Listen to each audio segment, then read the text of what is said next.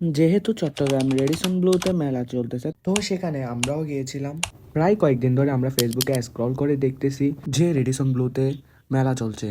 তো আমরা আর বেশিক্ষণ দেরি না করে চলে যাব রেডিসন ব্লুর ভিতরে। তো ভিতরে এসে আপনাদেরকে একটু দেখানোর চেষ্টা করবো এখানের ভিতরে কেমন সুন্দর। ভিডিওটা আরেকটা কথা বলতে চাই, এই ভিডিওটা করার কোনো উদ্দেশ্য ছিল না আমার। মনে হলো একটি ভিডিও করি, তো ভিডিওটা করে এনেছিলাম। আনার পর বসে বসে দেখলাম, দেখার পর ভাবতেছি আপনাদের জন্য একটা ছোট একটা মিনি ব্লগ বানাবো। তো এই ভিডিওটার মধ্যে একজন আপুকে দেখাইলাম জুম করে। ওই আপুটাকে আপনারা চিনে থাকলে কমেন্ট বক্সে জানাবেন। চকবাজার বালিয়ারকেট ওনার একটি আউটলেট আছে, আপনারা যদি চিনে থাকেন তাহলে কমেন্ট বক্সে জানিয়ে দেবেন ওনার নামটা। তো এখানে অনেক সুন্দর সুন্দর আউটলেট ছিল, যেগুলোতে শেষ দিন উপলক্ষে অনেক ডিসকাউন্ট ছিল, অফার্স ছিল। মেলার যেহেতু শেষ দিন তাই অনেক ভিড়ও ছিল।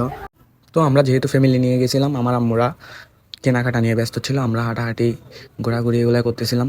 তো আমার সাথে ছিল আমার মামাতো ভাই, আমরা দুজন একসঙ্গেই ছিলাম। একটা কষ্টজনক বিষয় হচ্ছে আমাদের ছেলেদের জন্য তেমন কিছুই ছিল না, আমরা শুধু ঘুরতেছিলাম, আমাদের কোনো কিছুই ছিল না। মেলাটি আসলে সুন্দর ছিল। হঠাৎ করে দেখি একটা স্টলের সামনে সবাই ঘিরে ধরেছে।